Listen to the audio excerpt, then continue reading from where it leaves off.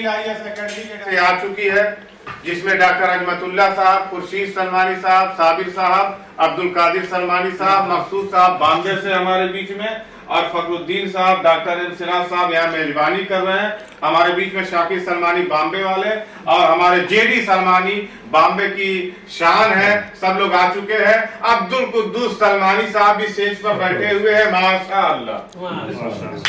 आज सरजमीन गोरखपुर में all India Jamate Salmani trust की meeting, the civil IAS academy के डायरेक्टर जनाब खैरुल बशर सलमानी साहब, जो राष्ट्रीय अध्यक्ष है all India Jamate Salmani trust के, उन्हीं की क़यादत में हो रही है।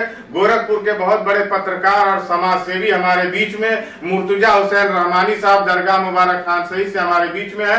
हम उनका इस्तकबाल करते हैं कि पत्रकारिता जगत में रहते हुए भी हम लोगों को टाइम देते हैं वो। और आज ये कहना था कि all India Jamate Salmani trust जो सन 2014 से बहुत तेजी से काम कर रहा है, माशाअल्लाह, लखनऊ से लेके अमरोहा से लेके पूरे हिंदुस्तान के अलग अलग प्रांतों में खैरुल बशर सलमानी साहब ने तमाम जगहों पर अपने तमाम सलमानियों को जिला अध्यक्ष बनाकर, नगर अध्यक्ष बनाकर, उन लोगों को सलमानियों के बीच में उनको जागरूक करने के लिए कि सलमानियों अपना हक पहचानो और तुम किस तरह से हुकूमत से मुतालबा कर सकते हो, जिसकी जितनी हिस्सेदारी उसकी उतनी भागीदारी के तहत हमें जागरूक करने के लिए खैरुल बशर सलमानी साहब ने लखनऊ से लेकर दिल्ली राजधानी तक दौड़ लगाई है।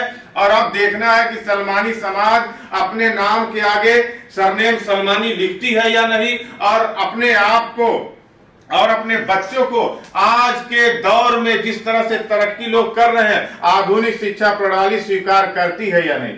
जो शिक्षा का अलग जगाया खैरुल बशर सलमानी साहब ने गोरखपुर में दरगाह मुबारक खान शहीद में, इकरार साहब की क़यादत में जो सदर है वहां के अध्यक्ष, वहां पर इन्होंने एक फैकल्टी कायम की जिसमें हमारे सलमानी समाज के गरीब बच्चे भी निःशुल्क शिक्षा प्राप्त कर रहे हैं। खास तौर से जो कमजोर बच्चे होते हैं, IAS PCS बनना चाहते हैं, उनके लिए भी खैरुल बशर साहब ने बहुत सारा काम अंजाम दिया है। आगे पसे मंजर ऐसा आने वाला है, आगे का वक्त आने वाला है कि जो दिखाई देगा।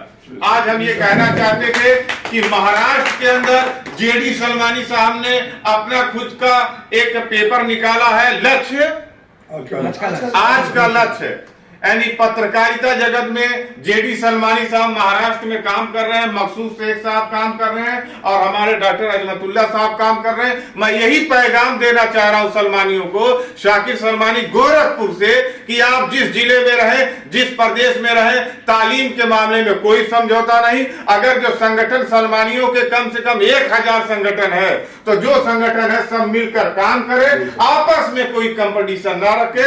अस्सलाम वालेकुम व रहमतुल्लाह। कि आए वहां यहाँ पर गोरखपुर में आए हुए हैं और समाज को तरक्की देने के लिए, उसकी तर्जुमानी करने के लिए, समाज का पिछड़ापन जो है उसको दूर करने के लिए हमारे बीच में महाराष्ट्र से चलकर आप लोग आए हुए हैं। मैं अहले शहर गोरखपुर की सरजमी पे इस शेर के साथ स्वागत और वेलकम करना चाहूंगा कि जमी पे घर बनाया है, जमी पे घर बनाया है मगर जन्नत में रहते हैं।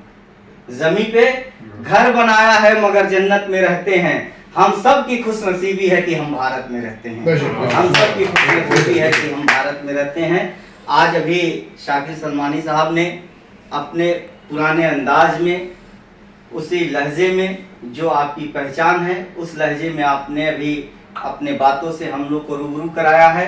मैं चाहूँगा कि हम लोगों की धड़कन कहे जाने वाले मोहतरम माली जनाब खैरुल बशर साहब हमारे बीच में सदर के रूप में यहाँ मौजूद हैं और आज की इस मीटिंग की सदारत भी कर रहे हैं। महाराष्ट्र से कोई बोलेगा? मैं टीम का तो इंट्रोडक्शन वही ना जी ठीक है। बिस्मिल्लाहिर्रहमानिर्रहीम। इहदिनस सिरातल मुस्तकीम, चला मुझको सीधे रास्ते पर, हुदल लिल मुत्तकीन। हिदायत उनको है जो मुत्तकी और परहेज़गार है। ये जहाँ तक खुला आसमान बाकी है, हमें पता है कि हमारी उड़ान बाकी है। हालात वक्त ऐसा है और हालात हाजरा ऐसा है, वक्त हमारे मुल्क की और बड़े सगीर की और अरब की ऐसी है, कहना पड़ता है कि जहाँ तक खुला आसमान बाकी है, हमें पता है कि हमारी उड़ान बाकी है। मैं नया सफ़र शुरू करूं तो कैसे करूं, अभी तो पहले सफ़र की थकान बाकी है।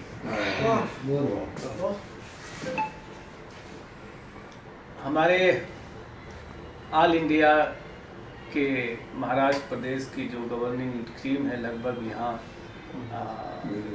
यहाँ पे शामिल हाल है। सबसे पहले तो मैं उनका खैर मकदम करता हूँ, दिल की गहराइयों से उनका शुक्रिया अदा करता हूँ। वक्त की कभी किल्लत है, नमाज जुमा है, 10 मिनट का वक्त है, तो 10 मिनट में अपनी बातों को रखनी है। हम तो पंजतन वाले लोग हैं, 5 मिनट में ही बात रख सकते हैं। हम उस कबीले और कौम से आते हैं जहाँ लफ्ज़ों की नुमाइंदगी को करीब से समझ करके और उसकी लफ्ज़ों की क़यादत करने का शऊर हमें हासिल है, और उस शऊर को हमारे शाकिर साहब किबला बड़े अंदाज से पेश करते हैं। कबीले की रहनुमाई, हमने 2 आयतें पढ़ी हैं मुक़द्दस कुरान करीम की। हिदायत उनको है जो मुत्तकी और परहेज़गार हैं, और एक आयत मैंने पढ़ी है कि इहदिना सिरातल मुस्तकीम, मुझे सीधे रास्ते पर चला, उस रास्ते पर चला, इस रास्ते पर ना तेरा कहर है, उस कहर से बचा। ये दुआ इसलिए मैं कर रहा हूँ, ये दुआ है इसलिए कर रहा हूँ ताकि जो हम लोगों ने मेहनत की है, अपने बच्चों के जो वक्त था उसको वहाँ से वक्त छुड़ा करके हमने यहाँ पे कौम के लिए लगाई है, तो ये जो वक्त है, जो ये फूलमाला है, जो आप वक्त दिए हैं, ये सभी जो है बारगाह इलाही में कबूल कर लिया जाए। ये फैशन के तौर पे न रहे और ये बारगाह इलाही के कबूलियत से अलग न हो जाए। होता क्या है कि हम लोग पैसा लगाने के बाद भी, दौलत खर्च करने के बाद भी, समय खर्च करने के बाद भी कुछ ऐसा अमाल कर देते हैं कि वो कबूल नहीं होता है। हम यहाँ बैठे हैं और चाहते हैं कि जो भी आपने वक्त दिया है, जो भी हम लोगों ने मिला है, खाए पिए हैं, वो सभी बारगाह इलाही में कबूल कर दिया। वेलफेयर का काम कोविड के बाद और इस गवर्नमेंट की वजह से बहुत सारे स्टेट की ऐसी पॉलिसीज़ बनती बिगड़ रही हैं कि उसकी वजह से जितने भी बैकवर्ड्स या इस तरह के ऑर्गेनाइजेशंस हैं, जो NGOs हैं या जो ट्रस्ट हैं, उन पे बड़ी परेशानियां हो रही हैं।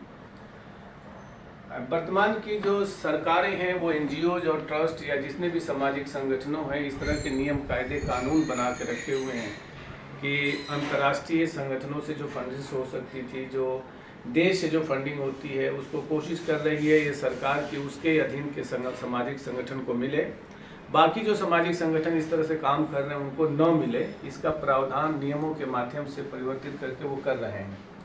लेकिन उसके बावजूद भी हम अपने हिकमती अमली से हर उस फंड्स को क्रिएट किया जा सकता है, काम किया जा सकता है, आगे बढ़ा जा सकता है।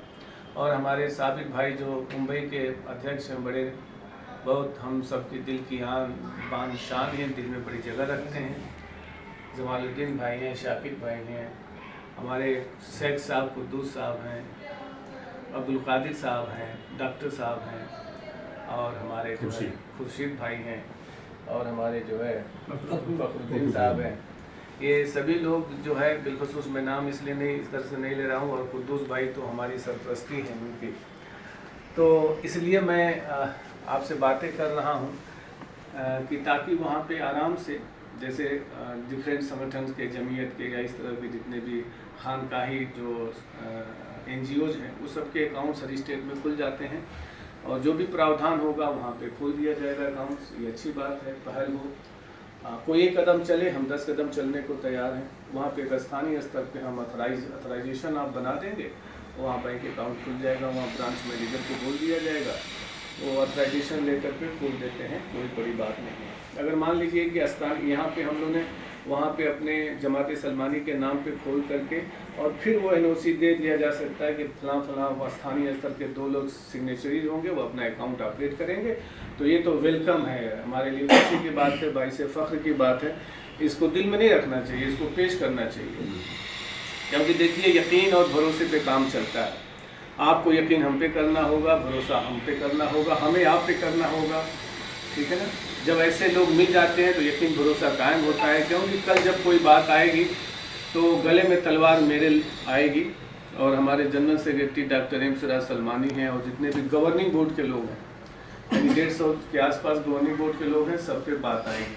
किसी स्टेट ने अकाउंट खोला और कुछ इस तरह के मैनिपुलेशन हुआ तो जिम्मेदारी उस स्टेट के लोगों को नहीं होगी, जिम्मेदारी अल्टीमेट हमारे ऊपर आएगी, क्वेश्चन मार्क हमारे ऊपर आएगा, जो भी होगी वो हमारे ऊपर आएगी। तो मुझे ऐसे भरोसे वाले लोग रहें कि जो मेरे नाम को बचा सकें, मेरे नाम को चला सकें, तो मैं उनके साथ चलने को क्यों नहीं तैयार हूँ। और आप लोग तो बिलखुसूस मेरे अपने हैं, तो आपके साथ चलने को तैयार हूँ। जब भी कोई ऐसा मौका आएगा बताइएगा, मैं आ जाऊँगा और चल कर के इस प्रोसेस को पूरा कर लिएगा।